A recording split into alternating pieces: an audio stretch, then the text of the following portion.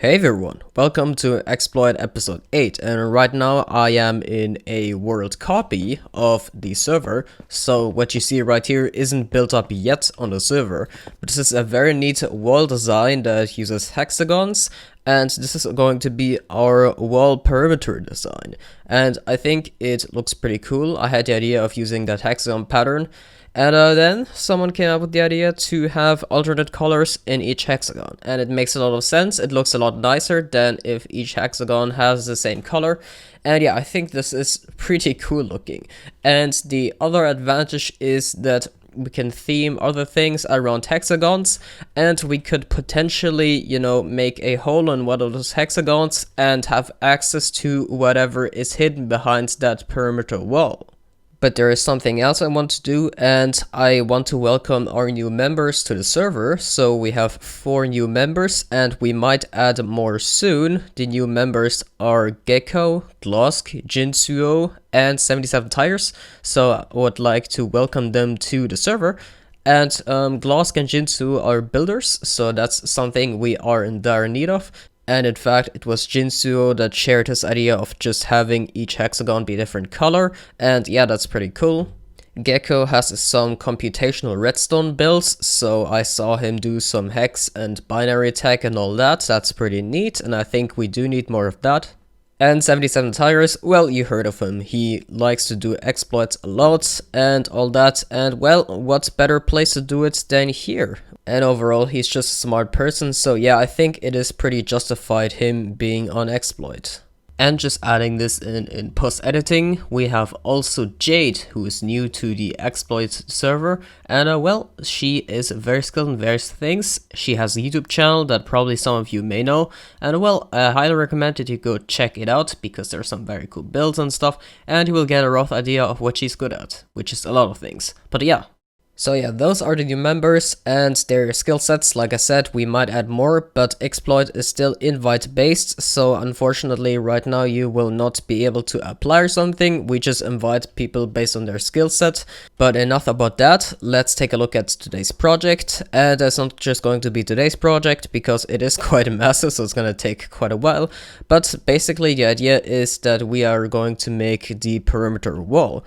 And for that we are going to need concrete powder, and wool. And what is the resource that we're lacking most? That's right, wool. So how do we farm wool? Quite simple. We have a trick in Bedrock edition that is similar to the SimTick thing that 77 Tires discovered, however it works with sheep. Basically, you place dispensers just inside the simulation distance, and you have sheep outside of the simulation distance, and then you just repeatedly power those dispensers, and well, you will get tons and tons of wool, because the sheep will completely forget that it's not supposed to have wool on itself anymore, and it will just keep shearing off until the durability of the shears is depleted, and technically you can just add more shears and whatnot. And this is how we are going to get this amount of wool for the perimeter wall.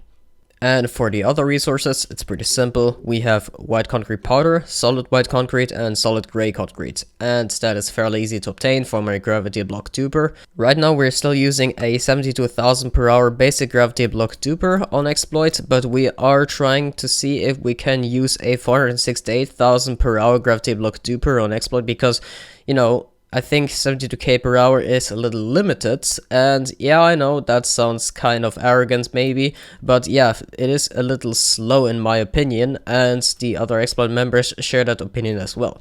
So we will see if we can have a better gravity block duper. And while technically Hazel made one that can do millions of concrete per hour, the problem with that is that it breaks in 1.16. So yeah, we just need a design that works in 1.16 as well, and as far as we know, the highest it can go is 468k per hour. So as you may know, I already have a SimTick wool farm tutorial. So what I kind of want with a SimTick wool farm that would be on Xploit is, first of all, I have some water buckets in dispensers right here that can get powered, and basically it will flush the wool into a water stream. That means we will be able to hook it up to some sort of very strong storage instead of just a hopper minecart, and of course the bottleneck, the hopper below it. So yeah, we could technically have some variable sorters and just increase the sorting speed by a lot by not having any, dedicated filters to one. And secondly, we of course will have 16 colors of sheep, so that means we will be able to use a red coder to decide which color of wool we are going to farm. So the idea would just be that we lock every single hopper except the one that is our color.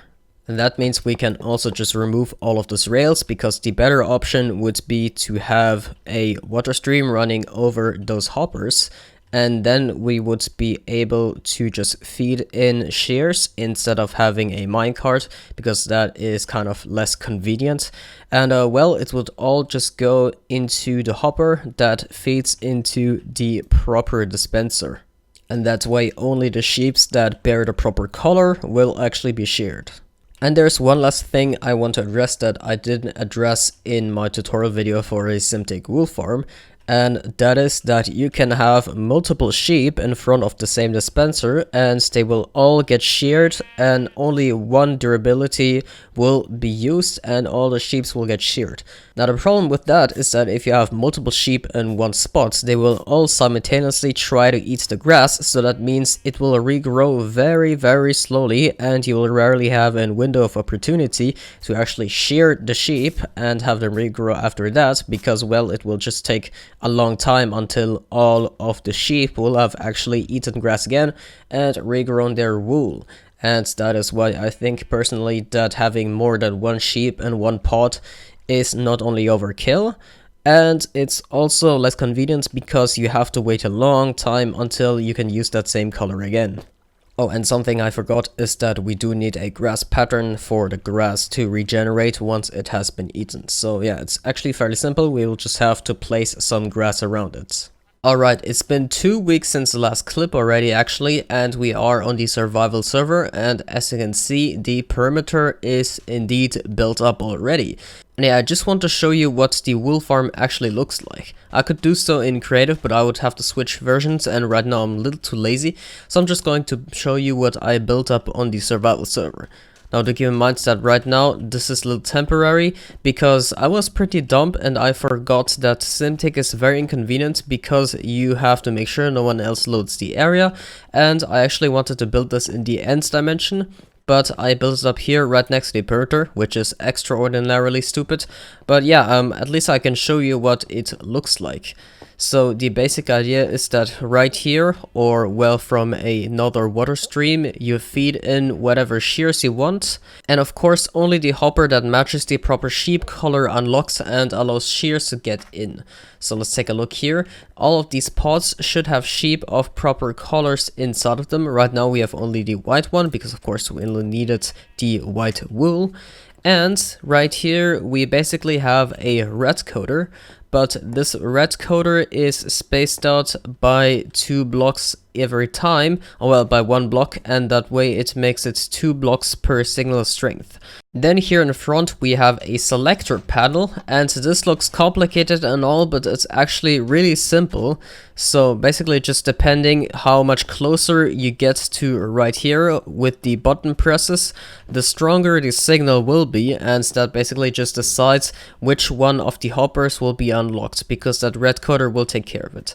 The reason why this red coder looks a little complicated is because, well, when we have it spread out by 1 block every time you go up with the signal strength, you have to use comparators to keep on carrying the signal strength and not lose any. And well, if we just have comparators in a straight line and we only have solid blocks or dust, then the signal strength doesn't actually degrade. So what we have done here is that we have simply a barrel with 1 item in it, so that'll be signal strength 1, and then we just use the subtract function on these comparators, and that way it will basically work like a normal red coder. And you might be wondering why we didn't just use a lectern. And the problem with a lectern is that, while technically, you know, it is signal strength based, it is not actually completely hexadecimal. because it only goes from 1 to 15, and the problem is that we have 16 colors of course, and that wouldn't work. So we just have a selector panel, and that goes from 0 to 16, which is exactly what we need. So basically when this one is right back here, then the signal strength will not reach 1 at all, it will just be 0 at the end. That technically means that the repeater at the end is obsolete, but I just put it there anyway for consistency's sake. But yeah, if I press this button, then well, it will get to signal strength 15, and we can take a look back here, and only the last of the hoppers will be unlocked. And another slight quality of life feature that I added is an indicator light whether there still are shears within any of the dispensers of the sheep pods. And this is just an indicator for you that when you are at the Symptic station, so back here when you're making sure that the chunks are unloaded, so that you know when you can safely re-enter the area and have all the wool from the sheep. And lastly, back here we just have some dispensers, and those are going to have water buckets inside of them later. Well, not right here, because like I said, I'm going to move this to the end dimension, and those simply just waterlog those stairs, and they just make the wool flush out into this water stream, and this is our output. From there we will be able to send it into a variable sorter. Or what we can also do is send it straight into a portal tile, and because portal tiles in the Eds dimension work like end portals, we will be able to have it get out right here at spawn. And the good thing about that is that we had the idea that we could have our main storage positioned at spawn, and we could have, well, you know, the items feed right into our main storage system without any input involved. Because as you may know, this area is a ticking area, so the chunks are permanently loaded. Now what this is all actually about is of course the perimeter. And the perimeter that you saw in the clips before was just basically this wall design, but what we also want to do is something that is very familiar from terraforming and all that, is adding one of these things. I think they look really fantastic, and they will just smoothen the transition between the normal terrain and the perimeter. And this is not something that I've seen done before on any perimeter, and I think this is a great opportunity for us. And well, what is also great about this is that of course we have now these new builders that are amazingly skilled, and we can make everything a little bit fancier and less ugly than at the moment. Oh, and what we have also done, or someone else, is that we have a nether portal right here. I suppose our main nether portal will be at the storage, if it's going to be there. But there's another portal right here, and the reason is that behind here there is the end portal. Because of course our stronghold is right next to spawn, which is convenient. And I actually didn't plan for this, and I think this looks pretty cool. I don't know who built it. I think it was Kai or something. There's a bunch of stuff here, but then there's just a little bridge here that leads to our end portal. And this is actually very cool. I really like the design of it, and yeah, it looks pretty nice. And the way that this portal blends into the hexagons is also very nice. I think we should expand the portal a little, because you can see that it is not shaped in a hexagon, but the idea of having hexagons that have specific functions is also a very nice idea. This is something that we can do actually. We can just cut out some of the hexagons and then fill some stuff in it, although I wouldn't do it too much, so we don't want too many intrusions in our beautiful perimeter wall after all. I think it looks very nice. Oh, and we also need to still add the Xploit logo over here somewhere, maybe over here, I don't know, it just looks very nice. Anyways, since I didn't get to record any time lapses in regards to building up the perimeter wall, I can just quickly show you some of the other projects that I haven't showed yet. And probably the one that would be best is this little, well not little, this potion brewer. And this potion brewer uses binary to simply select the ingredients when you are selecting a potion, and well, it's pretty cool. I believe this is Ken's potion brewer design, and Lee modified it so that it uses binary, and I think it looks absolutely amazing. It looks really cool, and well, it's also fairly functional. I don't think there are many ingredients loaded up at the moment, but there should be some potions up at chests. Yeah, lots of potions, that's very cool. But yeah, whole lot of stuff going on here. I think if you want to understand the uses of binary tech in Minecraft and all that, you can go check out Pala's channel. Then there is also Kai, who also has some storage tech videos that make use of this kind of stuff. And well, like I said before, Gecko, we invited him because he had some remarkable skills in that area. So you can also check out his channels. All links are in the description, by the way. However, that perimeter wall, we can freely finish it when 1.16 is on the server. Right now, the server is still on 1.14.6 because we have one important project to finish, and I am looking at it right now, not you pigmen. Our most important project at the moment is removing the Bedrock roof, and I'll go into process of how we're going to do that next episode. But yeah, it's something that we have to do before we update to 1.16.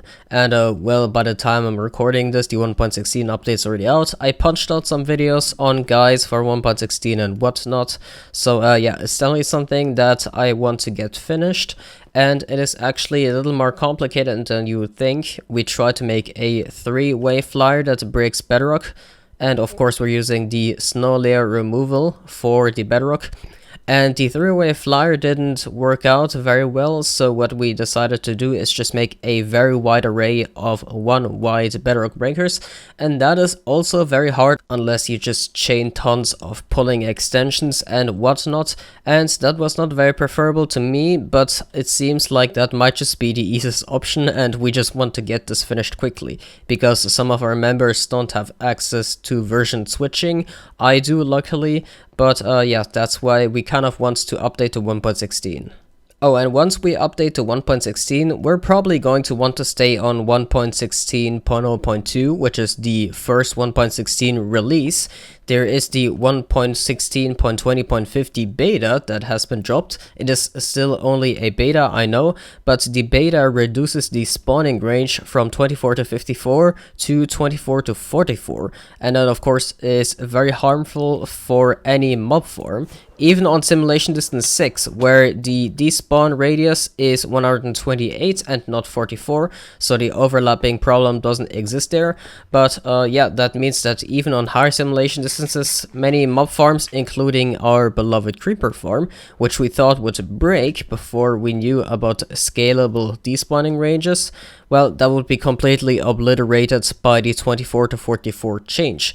And yeah, that is not very happy. So even though we are indeed updating to 1.16, I don't think we will be updating to the newer 1.16 releases straight away. Besides, as far as I know, when you have a 1.16 client, no matter which version you are on, you are able to play on other 1.16 server versions. So imagine if a player would have their client on 1.16.20.50, they would just be able to join the 1.16.0.2 server right here just fine. And yeah, I believe that's a good thing. So we should be able to do that and not live with too many consequences. And one other change that we want to do to the server is that we want to set the simulation distance up. So right now our world is on simulation distance 4, of course, because it is the minimum range, and that means less lag. And of course it also means just in general smaller perimeters, but because on 1.16 the simulation distance 4 has really botched stats in regards to despawning, we surely don't want that. So we have two options. We can set the simulation distance to 6, and when we set it to 6, then the despawning range will be 128 blocks, which is just perfect. And of course there's also the simulation edge despawn, but we can also optionally set the simulation distance to 5. And I know that sounds weird, but well, with simulation distance 5, which is something that you cannot really do through in-game, because the slider will only let you set the values to even numbers, with simulation distance 5, supposedly, there is the same despawning conditions as in 6 and higher, and well, we can still minimize the amount of chunks loaded, so it would be basically a fair compromise between simulation distance 4 and simulation distance 6. Thanks to my Patreon telepathogen, by the way, for pointing this out to me. Without him, I would have probably not thought of that, but it is pretty genius when you think about it, because, well, Simulation Distance 5, who even thinks of that? But, well, on servers, it's literally just a text file, so you can set it to Simulation Distance 5 if you want. Alright, I think that's about it for this episode. Jesus, there's a lot of phantoms. I know it's a lot of talking this episode and less doing, but well, Nether update has been quite taxing, lots of new things to discover, to research and whatnot, and especially all the mob farm changes are killing us, so that is something that I hope you understand. And well, there will be much more exploit content, I think, when we successfully update it to the Nether update. But yeah, right now we just really need to finish this, well, Bedrock roof removal. And with that being said, I hope you enjoyed this episode of Xploit, and well, come say hi to our new members. There is the Discord link in the description of this video, and well, the Discord is a very cool place to hang out. It's not very active at the moment, the other tech Bedrock Discords are more active, but well, I mean, we don't have much going at the moment. Yeah, we are kind of lazy and whatnot, so yeah, I guess I don't really mind much. It is what it is. I know that's a cool reference. Anyways, thank you very much for watching. I hope you enjoyed this, and well, I will see you around. Bye!